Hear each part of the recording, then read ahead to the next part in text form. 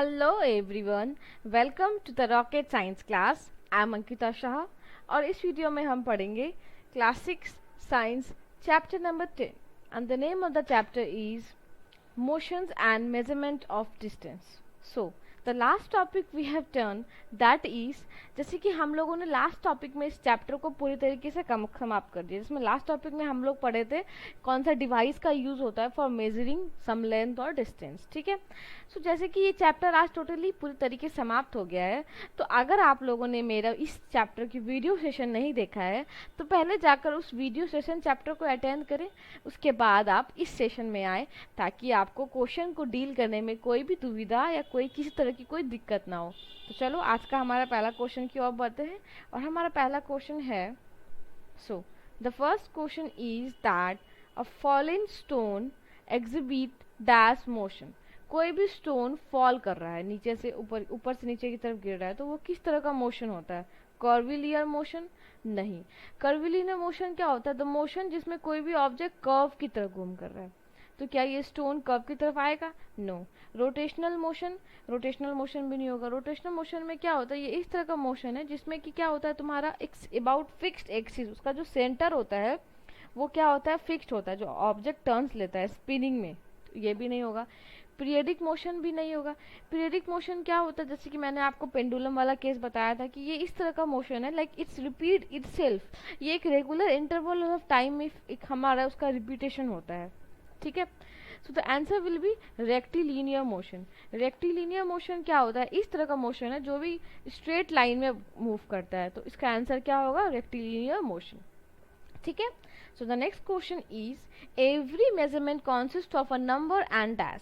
कोई भी मेजरमेंट, हम किसी चीज का भी मेजरमेंट लेते हैं तो वो एक नंबर तो रहता है कि हाँ चलो 5, लेकिन उसके साथ साथ क्या रहता है?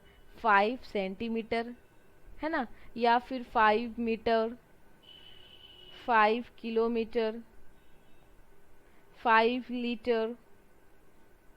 तो नंबर के साथ साथ एक ये भी जुड़ता है। ये क्या होता है? क्या होता है? ये होता है unit. So the answer will B unit. Symbol नहीं, नहीं ऐसा यूनिट, ना ही किलोग्राम। किलोग्राम तो सेल्फ इट्स यूनिट।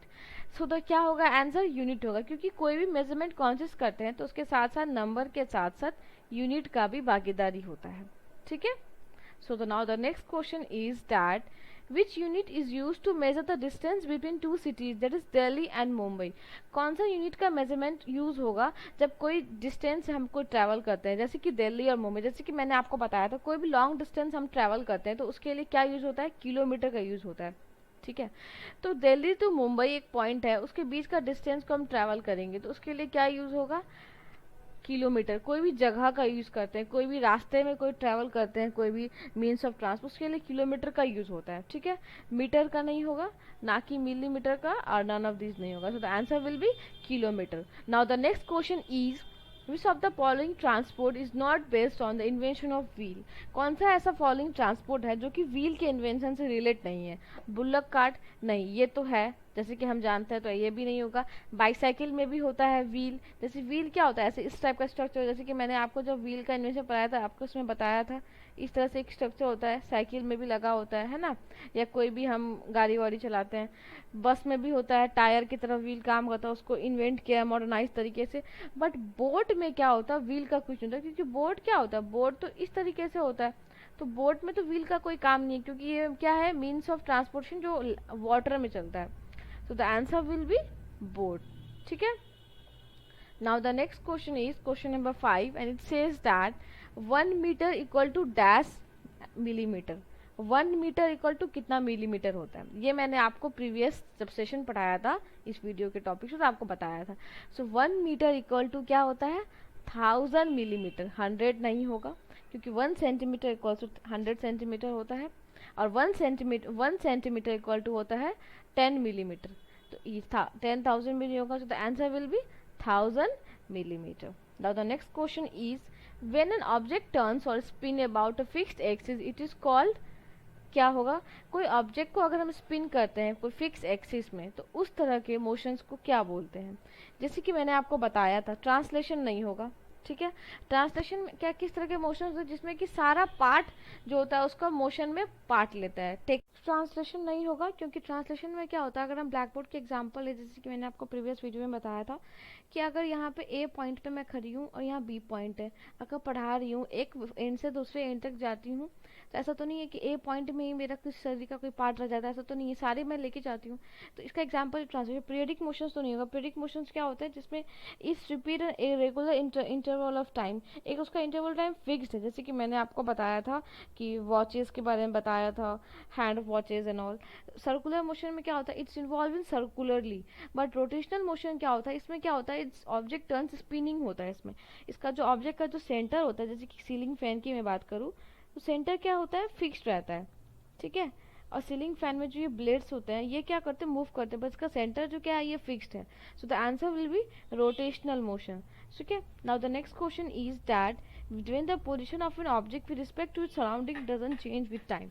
अगर किसी चीज का, किसी ऑब्जेक्ट का पोजीशन चेंज हो रहा है विद रिस्पेक्ट टू सराउंडिंग के हिसाब से, ठीक है, एंड लाइक चेंज नहीं हो रहा है टाइम के हिसाब से, अगर मतलब टाइम भी बीत रहा है और लाइक डिस्टेंस भी हो रहा है, बट उसका टाइम ऑब्जेक्ट जो है कांस्टेंट है, रेस्ट में है, चेंज नहीं हो रहा है पोजीशन उसका, टाइम भी बीत रहा है, पोजीशन कांस्टेंट है, तो उस तरह के ऑब्जेक्ट को बोलते हैं रेस्ट। क्योंकि डिस्टेंस तो दूसरा चीज हो गया, जो दो पॉइंट के बीच का जो डिस्टेंस होता है, स्पेस होता है, यूनिट तो नहीं होगा और नन ऑफ दिस भी नहीं होगा, तो आंसर विल बी रेस्ट। जैसे कि मैंने आपको बताया था, rest and motions are the related terms.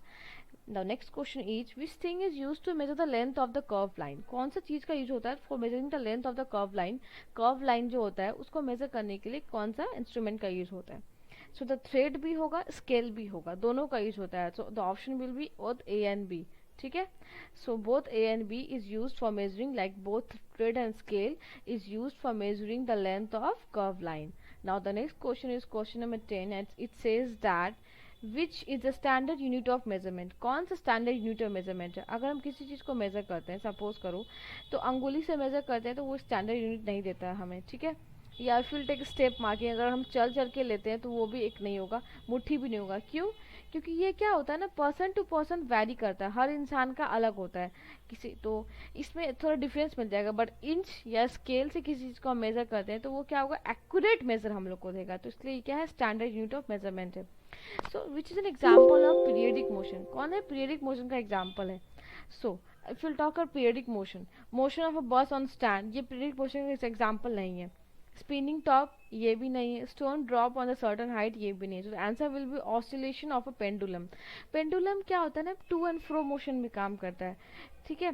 सो ये सेंटर पे रहता है, टू एंड फ्रो मोशन की तरह काम करता है, और इसको आप लोग बोल सकते हो कि पीरियडिक मोशंस का एक एग्जाम्पल है, ठीक है।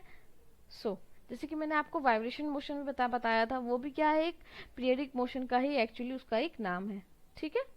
So thank you. If you like my video, please don't forget to like and subscribe to my YouTube channel for latest update. Thank you once again.